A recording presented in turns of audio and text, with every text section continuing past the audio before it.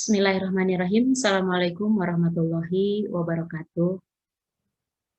Begitu banyak ilmu pengetahuan yang saya dapatkan di pendidikan guru penggerak, mulai dari bagaimana filosofi Ki Hajar Dewantara yang seolah-olah mengingatkan kembali apa seharusnya yang harus dilakukan seorang guru kepada muridnya. Kemudian saya pun mendapatkan pemahaman tentang peran dan nilai dari seorang guru, terutama guru penggerak. Selain itu, kami pun diajak untuk bagaimana menentukan visi misi sekolah yang selalu harus memikirkan atau berlandaskan kepada kebutuhan murid. Berikutnya, kami pun diajak untuk bagaimana menciptakan budaya positif yang ada di sekolah. Bagaimana mentransfernya kepada murid.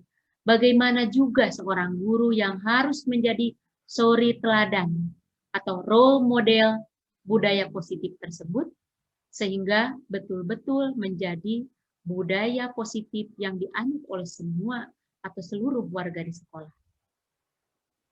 Bagian lain dari materi yang kami dapatkan di guru penggerak, bagaimana memahami murid di dalam kelas, di mana mereka memiliki karakter yang berbeda, minat yang berbeda, profil belajar yang berbeda, yang semua itu harus dilayani oleh guru.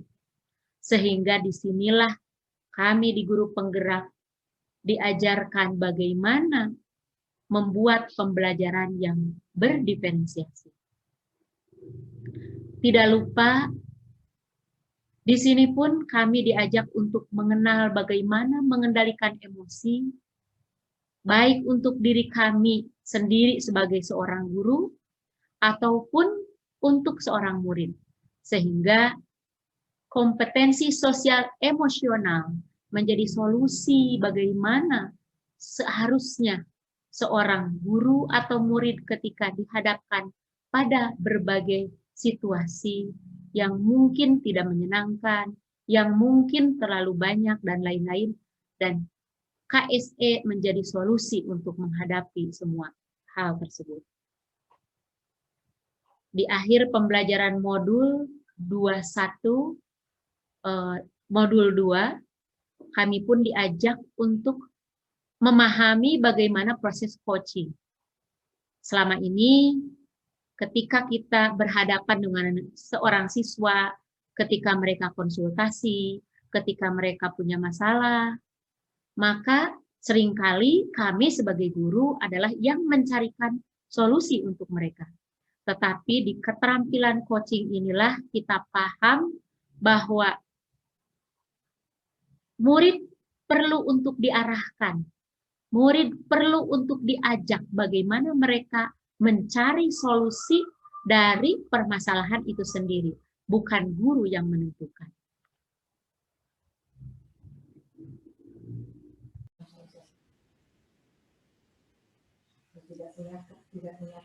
Dengan melihat uraian yang saya tadi kemukakan, betapa bermaknanya materi-materi yang sudah saya dapatkan di guru penggerak.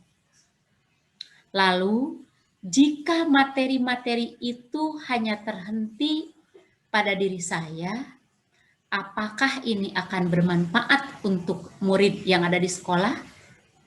Tentu saja tidak. Butuh kolaborasi, butuh kekompakan dari semua pihak supaya materi-materi ini bisa diterapkan di sekolah.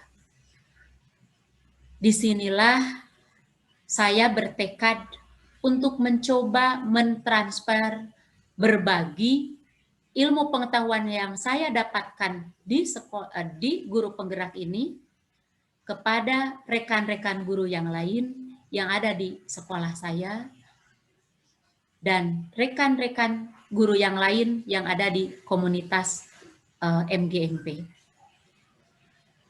Tentu saja proses ini harus saya didahului oleh saya sendiri, yaitu menerapkan ilmu pengetahuan yang saya dapatkan, baik di dalam kelas ataupun di luar kelas, sehingga apa yang saya lakukan bisa menjadi contoh atau role model untuk guru-guru yang lain di sekolah saya.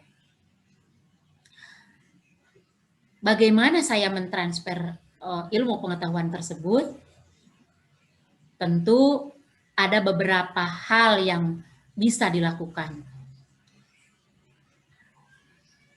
Sebagai langkah awal, tentu saja di awal ketika saya mendapatkan materi guru penggerak, secara tidak formal saya sering melakukan obrolan-obrolan dengan beberapa guru yang mereka penasaran tentang apa itu guru penggerak dan apa yang ada di guru penggerak.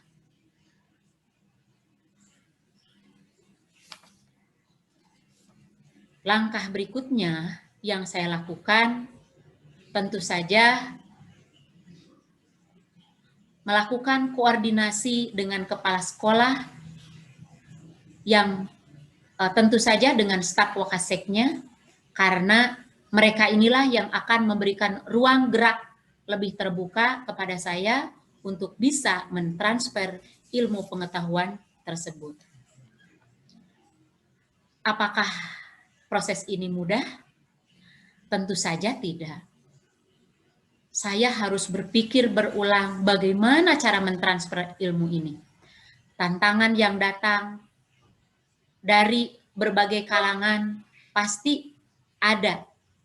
Tetapi selalu saya kembalikan bahwa keputusan ini harus saya ambil, bagaimanapun caranya ilmu ini harus tetap sampai kepada rekan-rekan guru yang lain di sekolah saya.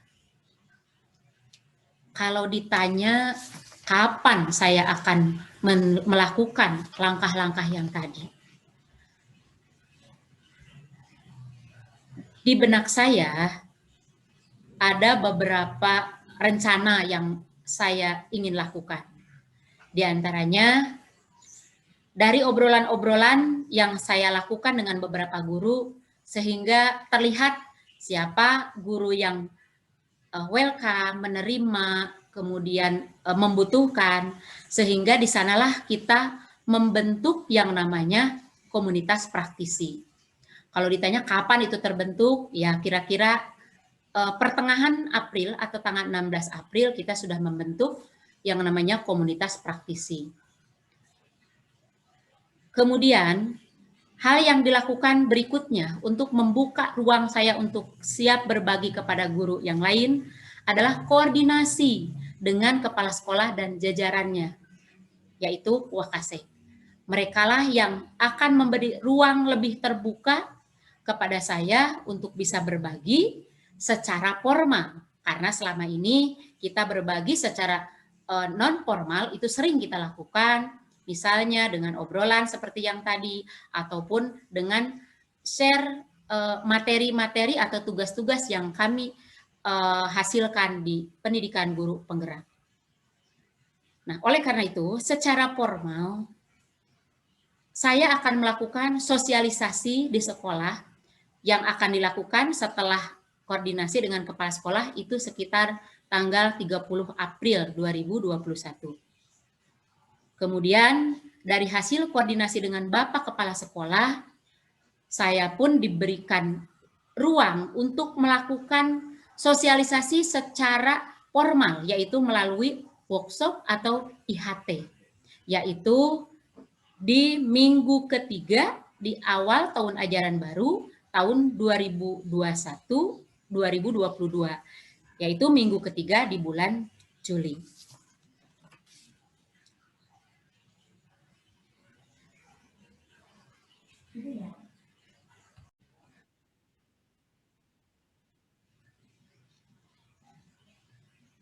Semua rencana yang sudah saya susun, mulai dari koordinasi, kemudian sosialisasi, dan rencana yang akan datang yang akan saya lakukan terkait dengan transfer ilmu pengetahuan hasil pendidikan guru penggerak ini, tentu saja saya tidak bisa berjalan sendiri.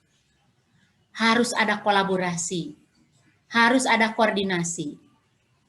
Dan disinilah saya membutuhkan berbagai dukungan dari semua pihak.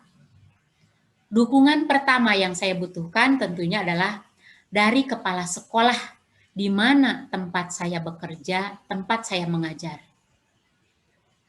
Kemudian dukungan yang kedua, alhamdulillah di SMA 11 saya punya beberapa rekan yang sama-sama berjuang mendapatkan ilmu pengetahuan di guru penggerak yang semuanya akan menerapkan ilmu pengetahuan tersebut di sekolah saya. Sehingga kolaborasi kami bertiga ini semakin memperkuat bagaimana saya bisa berbagi dan menerapkan terutama aksi-aksi nyata yang akan dilakukan di sekolah. Selain itu, dukungan yang tidak kalah penting adalah dukungan dari para pendamping, guru penggerak, yang setiap 1 bulan sekali bagaimana mereka mengontrol kemajuan hal apa saja yang sudah saya lakukan di sekolah. Sehingga dari mereka saya teringatkan bagaimana seharusnya ilmu pengetahuan yang saya dapatkan itu bisa saya bagi, bisa saya transfer ke dalam atau ke semua warga sekolah, terutama guru-guru. Dan yang paling penting dari semua yang saya lakukan adalah sekali lagi dukungan dari motivasi diri saya sendiri, bagaimana keinginan saya untuk mencoba merubah wajah pendidikan di masa yang akan datang, sehingga bisa menciptakan apa yang diharapkan, yaitu menciptakan merdeka belajar.